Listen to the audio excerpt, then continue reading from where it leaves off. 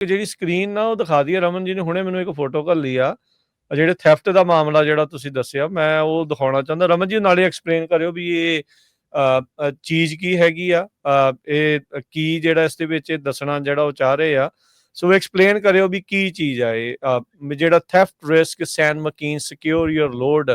ਇਹ ਕੀ ਟਰੱਕਾਂ ਦੇ ਵਿੱਚ ਇਹ ਨੋਟੀਫਿਕੇਸ਼ਨ ਆ ਰਿਹਾ ਹੈ, ਕੀ ਇਹਦਾ ਮਤਲਬ ਕੀ ਹੈ ਜੀ, ਕਿੱਥੇ ਆਈ ਇਹ ਫੋਟੋ? ਇਹ ਜਿਹੜੀਆਂ ਵੱਡੀਆਂ ਟਰੱਕਿੰਗ ਕੰਪਨੀਆਂ ਹੈਗੀਆਂ, ਜਿਹੜੀਆਂ ਮੇਜਰ ਟਰੱਕਿੰਗ ਕੰਪਨੀਆਂ ਸਾਡੇ ਸੈਨ ਮਾਰਕਿਨ ਕਾਊਂਟੀ ਦੇ ਵਿੱਚੋਂ ਲੰਘਦੀਆਂ ਆ,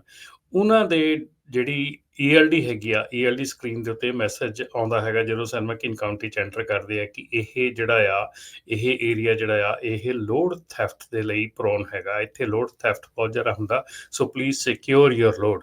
ਮਤਲਬ ਮੈਂ ਮਤਲਬ ਇਹ ਮੈਸੇਜ ਨੂੰ ਦੇਖ ਕੇ ਜਿੱਦਾਂ ਸ਼ੌਕਿੰਗ ਹੋ ਗਿਆ ਵੀ ਅਸੀਂ ਇਹ ਚੀਜ਼ਾਂ ਦੇ ਬਾਰੇ 'ਚ LA 'ਚ, ਫਲੋਰੀਡਾ 'ਚ, ਟੈਕਸਸ, ਲੋਰੀਡੋ, ਇੱਥੇ ਏਰੀਆ ਦੇ ਵਿੱਚ ਅਸੀਂ ਸੁਣਦੇ ਹੁੰਦੇ ਸੀਗੇ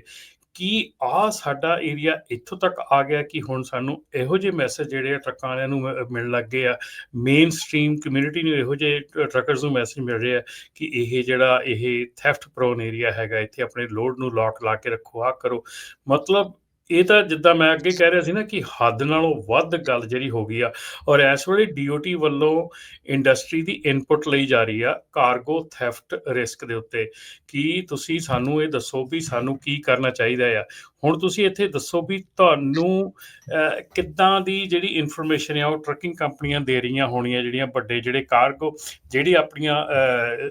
ਹੈਗੇ ਆ ਟਰੱਕਿੰਗ ਕੰਪਨੀਆਂ ਵਾਲੇ ਆ, ਆਪਣੇ ਕਿੰਨੀਆਂ ਟਰੱਕਿੰਗ ਕੰਪਨੀਆਂ, ਆਪਣੇ ਪੰਜਾਬੀਆਂ ਦੀਆਂ ਟਰੱਕਿੰਗ ਕੰਪਨੀਆਂ ਦੇ ਲੋਡ ਜਿੰਨੇ ਚੋਰੀ ਹੋ ਰਹੇ ਆ, ਔਰ ਚੋਰੀ ਕਰਨ ਵਾਲੇ ਵੀ ਆਪਣੇ, ਚੋਰੀ ਹੋ ਵੀ ਆਪਣਿਆਂ ਦੇ ਰਹੇ, ਆਪਾਂ ਕਰ ਕੀ ਰਹੇ ਆ? ਮਤਲਬ ਇਹ ਨਹੀਂ ਸਮਝ ਆ ਰਹੀ ਵੀ ਕਿੱਧਰ ਨੂੰ ਸਾਰੀ ਚੀਜ਼ ਜਾ ਰਹੀ ਆ। ਠੀਕ ਹੈ ਨਾ। ਹੁਣ ਜਿਹੜੀ DOT ਆ ਉਹਨੇ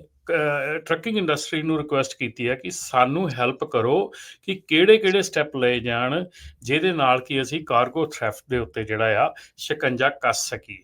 ਦੇਖੋ ਹੁਣ ਜੇ ਇਹ ਵੀ ਚੀਜ਼ ਆ ਕਿ ਜੇ ਇੱਦਾਂ ਦਾ ਲੋਡ ਕੋਈ ਕਿਸੇ ਦਾ ਚੋਰੀ ਹੋ ਜਾਂਦਾ, ਉਹਨਾਂ ਨੂੰ ਜਿਹੜੇ ਆ ਲੋਡ ਮਿਲਣੇ ਬੰਦ ਹੋ ਜਾਂਦੇ ਆ, ਕਿਉਂਕਿ ਅੱਗੇ ਜਿੱਦਾਂ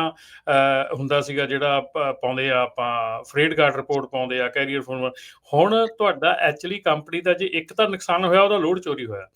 ਦੂਜਾ ਉਹਦਾ ਰਿਪੋਰਟਿੰਗ ਹੋ ਗਈ ਕਿ ਇਹਦਾ ਲੋਡ ਚੋਰੀ ਹੋ ਜਾਂਦਾ, ਮੀਨਸ ਕਿ ਇਹ ਕੰਪਨੀ ਜਿਹੜੀ ਆ ਲੋਡ ਨੂੰ ਸਿਕਿਉਰ ਕਰਨ ਦੇ ਮਤਲਬ ਕਿ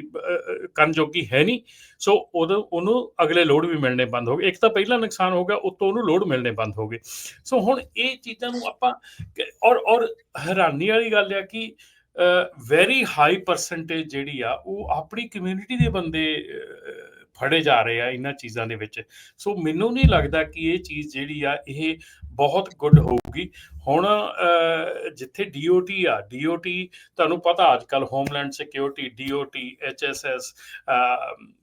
FBI, ਇਹ ਸਾਰੇ ਜਾਣੇ ਮਤਲਬ ਕਿ ਕਲੋਜ਼ਲੀ ਕੋਆਰਡੀਨੇਟ ਕਰ ਰਹੇ ਆ